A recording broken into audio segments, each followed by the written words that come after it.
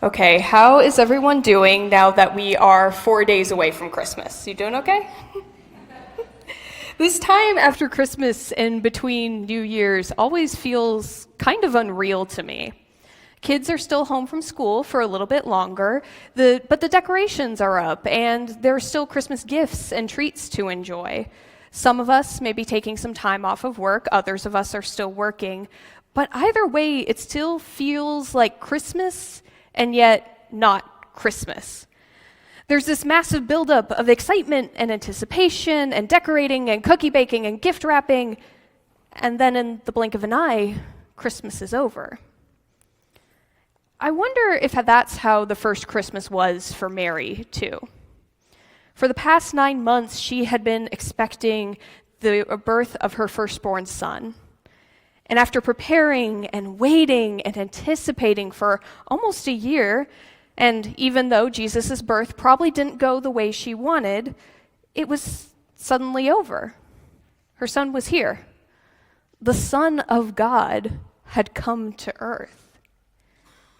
So what was Mary feeling in those days after Jesus' birth? We only get the smallest glimpse into her mind in verse 19.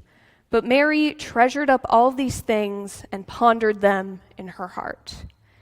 It evokes this image of a contemplative, quiet woman baffled by all that's happened, but knowing that what she's experiencing is extremely special. Maybe she was overwhelmed, the reality of having been chosen as the mother of God hitting her all at once. I mean, who are we kidding? She was definitely overwhelmed, because what mother of a newborn isn't? But she's more than overwhelmed with the sleepless nights, the dirty diapers, and a fussy baby. She's probably wondering how she ended up giving birth in a stable in Bethlehem instead of her hometown of Nazareth. She's trying to figure out why shepherds suddenly appeared in the stable saying that angels came and told them to visit them. And on top of all that, she is a new mother, probably wondering how to take care of a baby. She has a lot from the night of her son's birth to ponder, and it's a wonder that she was able to find any time to do it. But I think Mary is pondering more than just the things that happened when Jesus was born. I think the way that Luke's 1 and 2 are set up, Mary is actually pondering everything that has happened to her since the angel came and told her God had chosen her to be the mother of Jesus. So, if you'll indulge me a little bit, I want to go back to the beginning of Luke and walk us through everything that has happened up until this point. In Luke 1, Mary is told by an angel that she has found favor with God, and because of that, she will conceive a child who will be called the Son of God. And after asking the obvious question of how this would happen because she is a virgin, Mary accepts her calling by saying, "I am the Lord's servant. May your word to me be fulfilled." After this, Mary hurried to see her cousin Elizabeth, who was 6 months pregnant with her own son. This was also a miracle because Elizabeth and her husband Zechariah were very old and way past being able to have children of their own. But they were blessed with a son who would grow up to become John the Baptist. Elizabeth greets Mary when she arrives, saying that she knows that Mary is pregnant with Jesus before Mary can even tell her what had happened. Mary seems to take this as confirmation of what the angel has told her previously, and in response, Mary sings a song that we call the Magnificat, or Mary's song.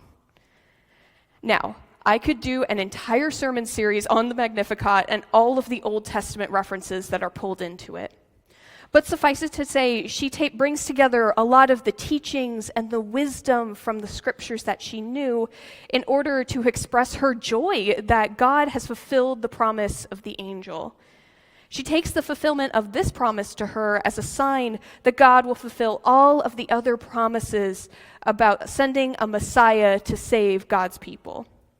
So she sings about them, celebrating this reassurance that she has received.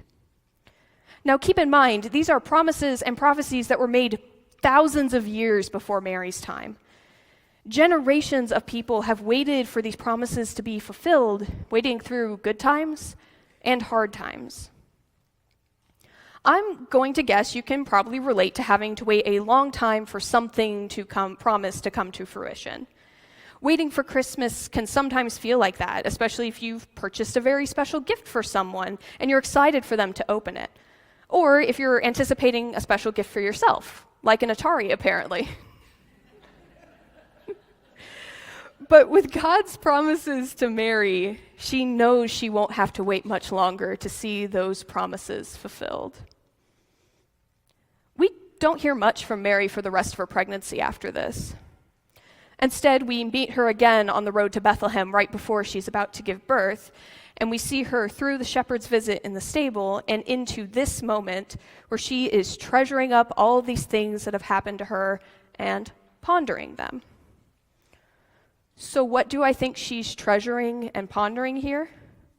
I think it's the birth of her son, the signs and wonders of the angels and the shepherds that accompanied it, and how it all relates to the prophecies and promises that she knows from Scripture. Now, today, we know that the heart, where she's pondering all these things, it really exists to pump blood, but metaphorically, we associate it with feelings and emotions, kind of in a similar way that we associate thoughts and intellect with the brain. So when we read that Mary was pondering these things in her heart, I think we can associate it with her trying to figure out how she feels about everything that has happened. But during this time in history and in Jewish culture, the heart was considered the place where essentially a person's soul was located, including their thoughts, their beliefs, and their will as humans. So Mary is not pondering about how she's feeling, and she's not just treasuring those emotions. She is gathering everything that has happened into the very core of her being for her to process, to experience again, and to learn from. She is intentionally letting this experience change everything about who she is. And I think part of what's changing is her views on the Scripture that she knows and that she referenced in the Magnificat. She might have known the prophecies and the promises, and she may have had ideas of what them being fulfilled would look like. But once the Son of God arrived in her arms, in a stable, she probably had to reconsider her interpretation of some of those prophecies. Mary is an example of a very faithful response to encountering Christ.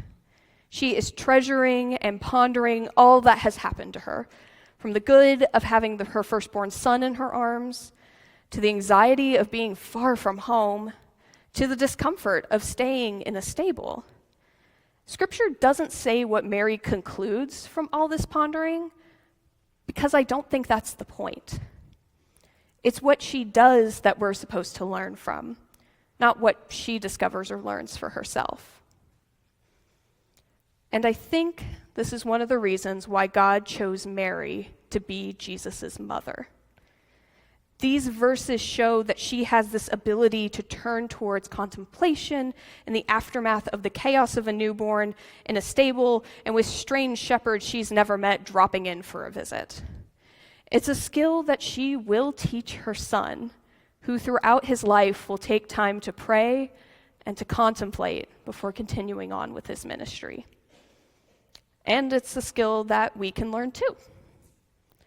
Taking time to ponder or wonder about our experiences in our lives, experiences with God and with Scripture, is an essential part to spiritual formation.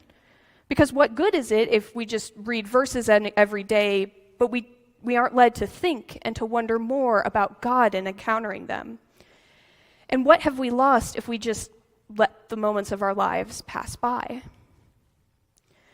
We are just a few days away from the end of the year, as unbelievable as that may be, and the beginning of the next one. Typically, this is a time where we make resolutions, plans on how we're going to improve ourselves in the new year. But it's also a time where we reflect on the previous year and everything that has happened. And in my conversations with you all, I know a lot has happened in the past year.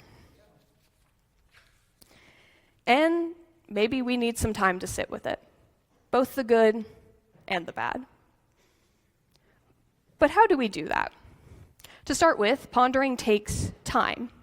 It's not something that can be done quickly, although sometimes it will get interrupted by the demands of life. And believe me, Mary's pondering was definitely interrupted by the demands of a newborn child. But it's also something that can be returned to whenever we can. God will always be there when we are ready to keep pondering. Second, it takes something to focus on.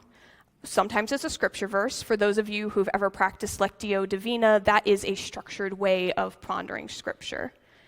But sometimes it's a thought, an experience we've had, or a quote that we put on front of your worship guide if you've ever noticed that. For Mary here, I think she's pondering what has happened, her experiences more than anything else, which is also what we're going to focus on today.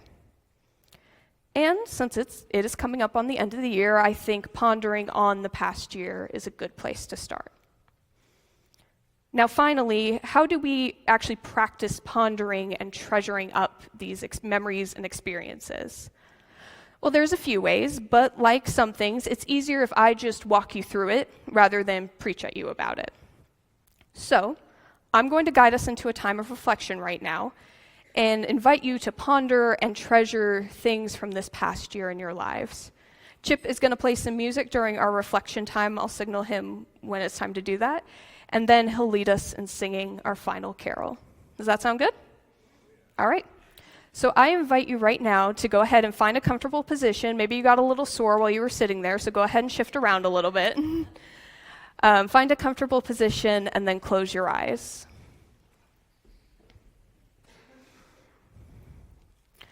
And I want you to just breathe in and breathe out everything that has gone on in the past year. All the good, all the anxiety, all the blessings, all of it. Breathe in and breathe it out. And as you keep breathing, I want you to let your mind wander to this past year and ask God to bring something into your mind. Could be a word, could be a sentence, could be a memory.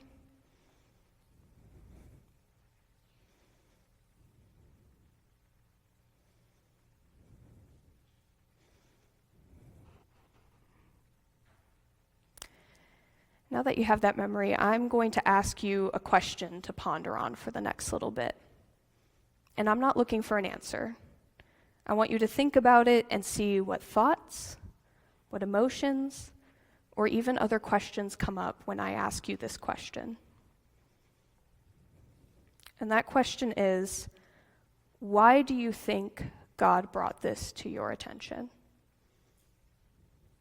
Why do you think God brought this to your attention?